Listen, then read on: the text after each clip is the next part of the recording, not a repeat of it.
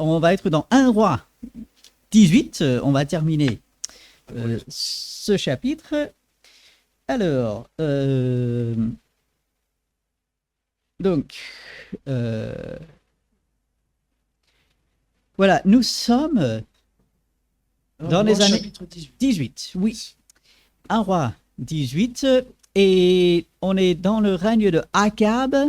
On est donc, comme on peut le voir, au milieu à peu près des années 800 avant Jésus-Christ.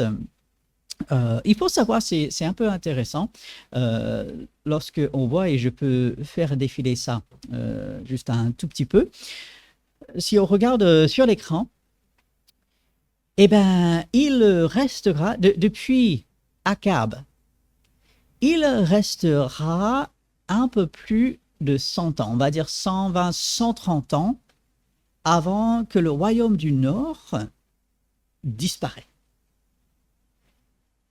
Et on se dit, c'est pas beaucoup. Un peu plus de 100 ans, surtout quand on voit toute l'histoire. Et on voit la rapidité avec laquelle le royaume du Nord, malheureusement, s'est détourné de Dieu. On voit tomber dans l'idolâtrie, tout d'abord pratique, parce que si on se souvient, Jéroboam, il a fait quoi? Il a fait des autels dans le nord et dans le sud du royaume du Nord. Et ensuite, c'est parti complètement dans l'idolâtrie des dieux païens, pour arriver à Akab, sur lequel on se focalise un peu en ce moment. Alors, je vais faire revenir cela, remonter ça. Et Élie, ce grand prophète, donc 1 Roi, chapitre 18, que Dieu utilise, on l'a vu la semaine dernière, pour faire tomber du feu, pour consumer le sacrifice qui était sur l'autel, le bois, les pierres de l'autel. Et l'eau. Et l'eau. Donc tout. C'est le feu de Dieu qui descend. Ensuite, à partir du verset 41, Élie dit à Akab, monte, mange et bois, car il se fait un bruit qui annonce la pluie. Donc maintenant, Dieu dit, la sécheresse prendra fin et il y aura de la pluie. Akab, lui, il va partir manger et boire. Et Élie va maintenant prier pour que la pluie arrive. Et c'est intéressant, et je suis convaincu que cela nous apporte une grande leçon. Dieu avait révélé à... Dieu avait révélé à Élie que la sécheresse prendra fin. Il avait dit, maintenant, ce temps de jugement a terminé et je vais envoyer de la pluie. Dieu, il a fait une promesse. Et on peut se poser la question, mais qu'est-ce que Élie fait prier ici? Parce qu'au verset 42, Élie va monter au sommet du Carmel, là où cette fameuse histoire venait de se passer plus tôt dans la journée. Et se penchant en contre-terre, il mit son visage entre ses genoux. Alors, qu'est-ce qu'il fait? Le texte ne le dit pas explicitement, mais il va prier. Et même Jacques va confirmer cela. Dieu, il a fait une promesse. Pourquoi Élie, il prie? Pas besoin de prier, Dieu, il a fait une promesse. Élie fait confiance à Dieu et puis c'est tout. Alors, pourquoi Élie, il prie ici? C'est juste après le taureau enflammé. Je dis pour remercier. Remercier, lorsqu'on regarde, alors lisons ces versets. Donc, la fin de verset 42. Élie monta au sommet du Carmel et, se penchant en contre-terre, il mit son visage entre ses genoux. Il dit à son serviteur, monte, regarde du côté de la mer. Le serviteur monta, il regarda et dit, il n'y a rien. Élie dit, 7 fois retourne. À la 7e fois, il dit, voici un petit nuage qui s'élève de la mer et qui est comme la paume de la main d'un homme. Élie dit, monte, et dit à Akab, attelle et descend afin que la pluie ne t'arrête pas. Est-ce que Élie prie ici pour remercier? Il y a du doute encore, comme personnage. Est-ce qu'il y a doute? Je ne sais même pas s'il y a un doute, puisqu'il envoie son serviteur 7 fois. Donc, il semble confiant que Dieu le fera. Donc pourquoi il prie? Ouais. C'est ta question. exact. Bah, c'est la mienne Oui. aussi. C'est la tienne aussi. Tu as la réponse. Pourquoi il prie? Pas grave. Alors, pourquoi Élie prie? Pour montrer sa confiance en Dieu. Nous avons dans notre conception de la prière que nous informons Dieu, que nous obligeons, que nous le poussons à l'action. Or, la prière, c'est avant tout quoi? C'est une marque de confiance en Dieu. Et bien sûr, Dieu a fait la promesse. Et quelque part, Élie y croit. Sinon, il ne serait pas allé confronter les prophètes de Baal et d'Astarté. Il n'aurait pas envoyé son serviteur 7 fois, c'est pas juste une fois, 2 fois, mais 7 fois quand même. Élie, pour tous ses manquements, il va rester confiant. Et c'est pour cela qu'il prie. La prière est surtout une marque de confiance en Dieu. Et voilà pourquoi Élie, ici, il prie. Et sur la base de cette prière, Dieu, il va répondre. Comprenons que ce n'est pas une récompense où Dieu dit « Ah, tu as prié, je vais envoyer la pluie. Si tu n'avais pas prié, j'aurais retenu la pluie. » Moi, j'y crois pas, honnêtement. Dieu, il n'est pas comme ça. Mais Dieu, ici, suite à cette prière d'Élie, il va envoyer la pluie. Et donc, chapitre 18, grande victoire. On a l'impression qu'on a un retour vers Dieu, que maintenant, puisque Dieu s'est manifesté, puisque le peuple a compris que c'est le Dieu vivant et que les faux dieux, les idoles mortes ne peuvent rien, on pourrait croire que, ah oui, maintenant tout va bien, n'est-ce pas? Alors, qu'est-ce qu'on a? Chapitre 19. Akab rapportait, donc verset 1. Akab rapporta à Jézabel tout ce qu'avait fait Élie et comment il avait tué par l'épée tous les prophètes. Et ceci va susciter dans Jézabel le désir de tuer Élie. Akab semble plutôt indifférent, Akab semble plus ou moins accepter ce que Élie dit, même s'il n'est pas content par moment, mais Akab semble accepter plus ou moins. Jézabel, une femme mauvaise, bien sûr, maintenant veut tuer Élie. Verset 2. Jézabel envoya un messager à Élie pour lui dire que les dieux me traitent dans toute leur rigueur si demain à cette heure je ne fais de ta vie ce que tu as fait de la vie de chacun des prophètes. C'est sa façon de dire, demain tu es un homme mort. Élie, verset 3, voyant cela, se leva et s'en alla pour sauver sa vie. Il y a beaucoup à critiquer dans Élie, dans ce chapitre. Par exemple, il va prendre la fuite. Est-ce que Dieu lui a dit de s'en aller? Ben non. Est-ce que Dieu l'a dirigé? Non. Est-ce que Élie se souvient de tout ce que Dieu a fait? Il semble que non. Il y a beaucoup à critiquer sur Élie dans ce passage. En même temps, je veux relever plusieurs choses. Qu'est-ce que Élie venait de faire? Venait de faire un grand miracle, par la grâce de Dieu, avec l'aide de Dieu, mais quand même un grand miracle. Il venait de passer toute une journée dans cela, puisque toute la matinée jusque dans l'après-midi, les faux prophètes, ils ont fait leur truc. Et ensuite, Élie, lui, il a imploré Dieu, Dieu a envoyé le feu du ciel. Et on semble être à la fin de la journée, une journée longue, une journée complexe, une journée avec beaucoup d'émotions. Et Élie, il est apparemment fatigué, apparemment il a faim, il est découragé. Mais pourquoi? Eh bien, parce qu'il se sent seul. Oui, mais il s'isole, mais c'est pas grave, il se sent seul. C'est sur ça qu'il faut mettre l'accent. On a raison de critiquer Élie dans ce passage. Il aurait dû mieux agir, il aurait dû garder sa confiance en Dieu. En même temps, ne soyons pas trop durs avec le pauvre Élie.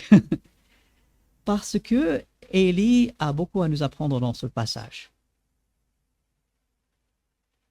Verset 3, déjà, il va se lever pour sauver sa vie. Qui a sauvé la vie d'Élie jusqu'à présent? Au chapitre 16 et chapitre 17, qui a sauvé la vie d'Élie? Dieu. Ouais, Dieu, absolument. Et comment l'a-t-il fait? De manière miraculeuse. Il avait envoyé des animaux, les corbeaux notamment, le nourrir. Ensuite, chez cette veuve à Sarepta, il a miraculeusement produit de l'huile et de la farine. Dieu était celui qui gardait Élie. Dieu était celui qui sauvait la vie d'Élie. Et il l'avait déjà fait miraculeusement devant la famine, devant la sécheresse. Jézabel, c'est qui devant Dieu? Personne.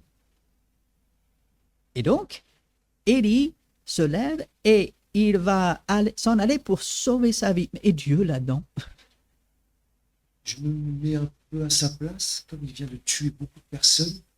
Est-ce que Dieu lui avait dit clairement de tous les tuer?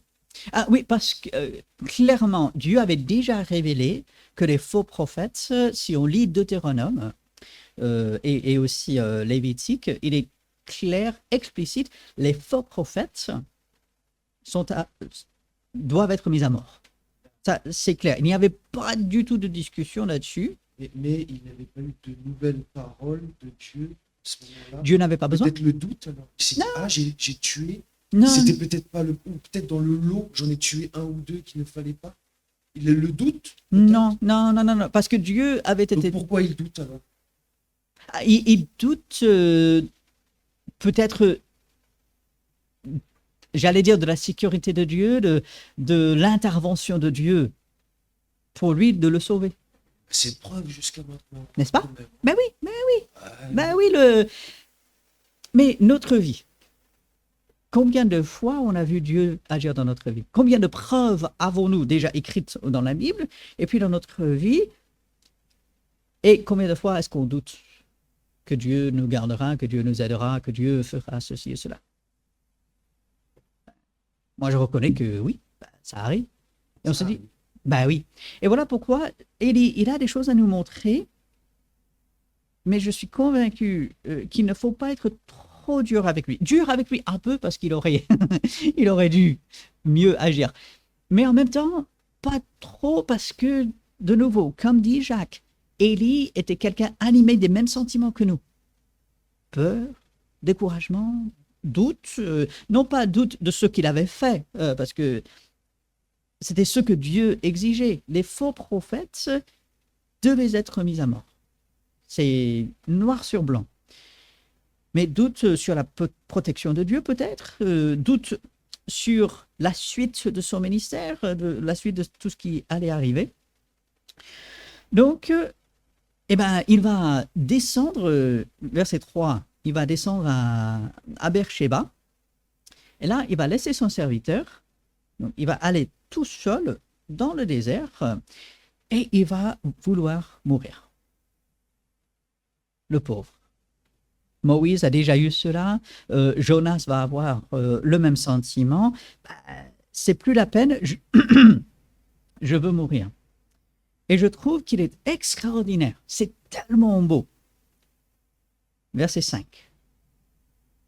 Après avoir un peu vidé son sac devant Dieu, se lamenter sur lui-même. Verset 5, il se coucha et s'endormit sous un genêt. Parfois, une des meilleures choses, c'est une bonne sieste, c'est une bonne nuit de repos. Voilà. Dieu sait qu'on est humain, il sait qu'on est fatigué par moments, donc parfois, une des meilleures choses, pas la seule chose, mais une des meilleures choses, c'est une bonne nuit de repos. Verset 5, voici, un ange le toucha et lui dit, lève-toi, mange. Élie venait de dire à Dieu, Dieu, ce que j'ai fait pour toi jusqu'à présent ne valait pas la peine.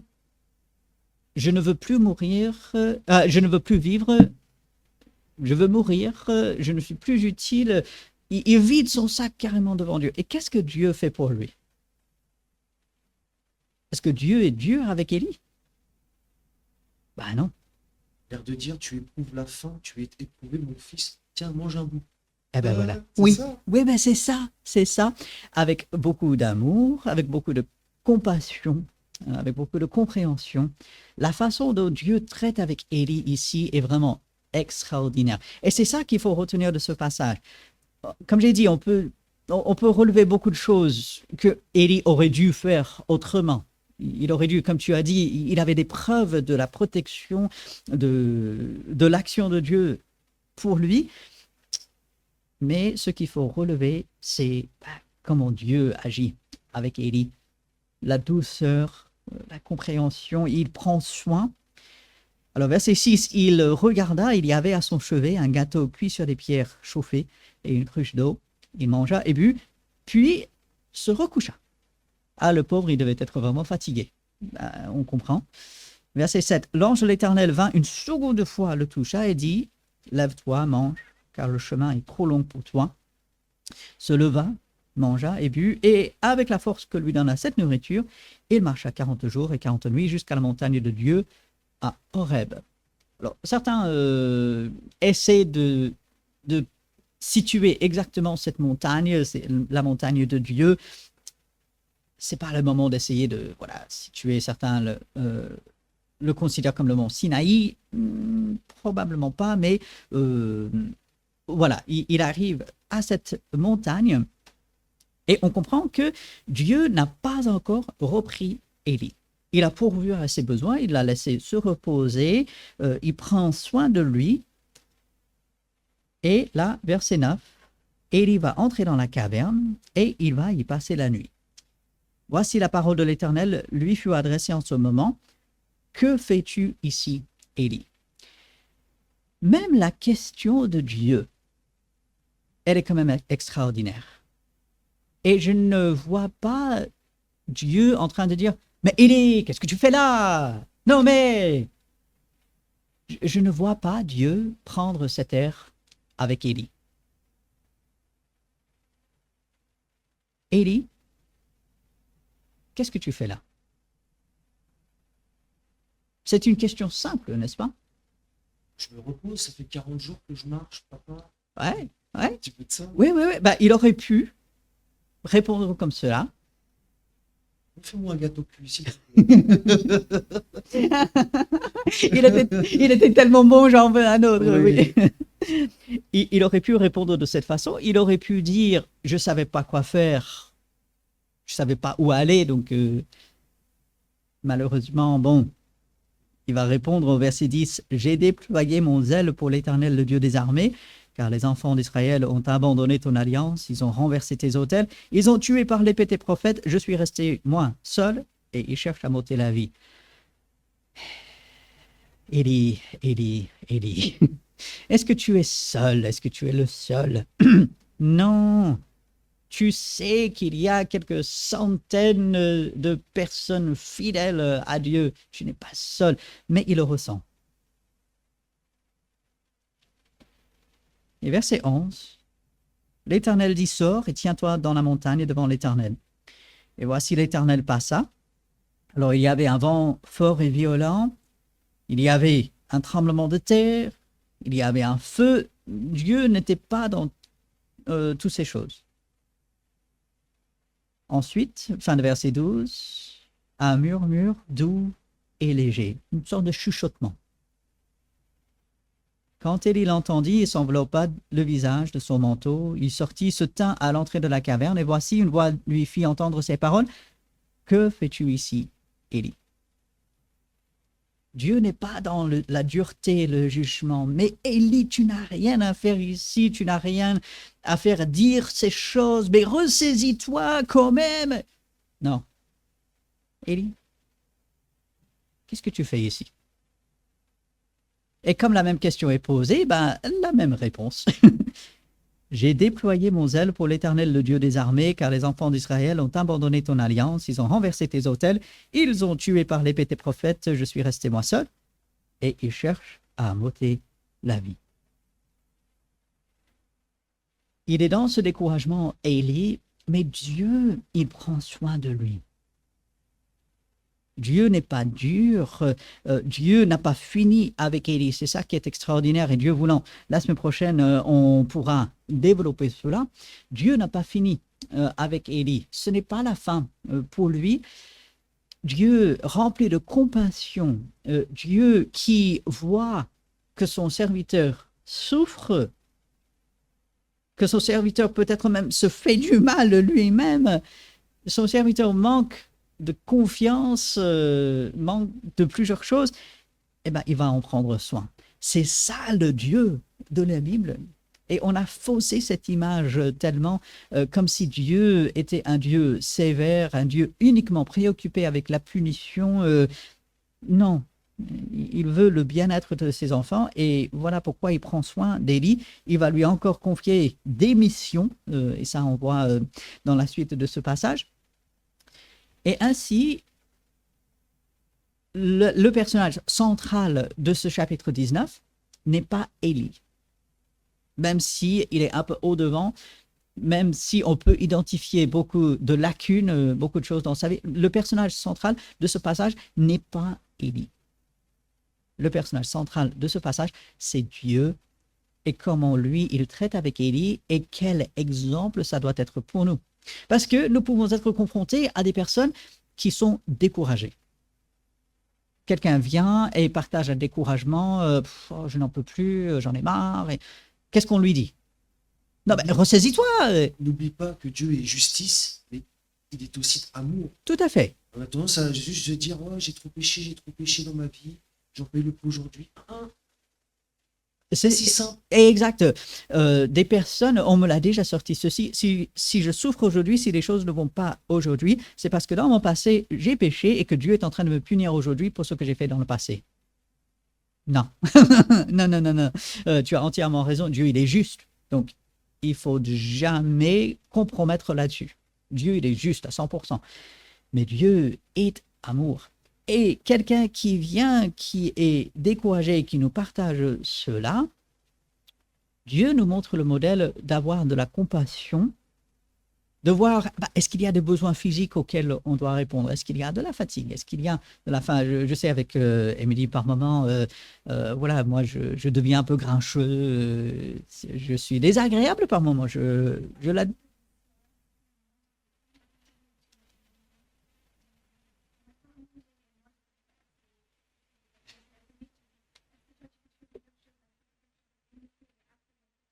Voilà, McDo. exact. Ramène-moi un McDo. Absolument, oui, c'est tout à fait ça. Exact. Ça ne règle pas tout, mais Dieu nous a fait avec un corps physique qui a des besoins. Un de ces besoins, c'est de manger, d'être bien alimenté. Et ainsi, de dire, est-ce qu'il y a des besoins physiques auxquels on doit répondre? Fatigue ou manque de nourriture. Et puis de voir comment Dieu, qu'est-ce qu'il fait? Il ne part pas dans le jugement. Élie, tu aurais dû. Il pose des questions. Mais Élie, qu'est-ce que tu fais ici? Et la compassion, la compréhension de Dieu, et ça doit nous animer, ça doit nous servir d'exemple, alors que nous sommes confrontés parfois à des personnes, lorsqu'on veut leur venir en aide. Je peux me servir de l'exemple de Dieu dans ce passage pour restaurer. Parce que finalement, c'est ce qui va arriver à Élie. Dieu va le restaurer à travers cette rencontre. Et c'est vraiment quelque chose de tellement formidable. Alors, encore des questions, des remarques? Oui. Oui, vas-y, vas-y. Devant l'Éternel, il y eut un vent fort et violent qui déchirait les montagnes et brisait les rochers. L'Éternel n'était pas dans le vent. J'ai du mal. C'est pas là qu'il, entre guillemets, il était là, mais c'est pas sa façon de faire. Mais il montre sa puissance. Exact. Ça, Oui, Jézabel, t'as peur d'elle.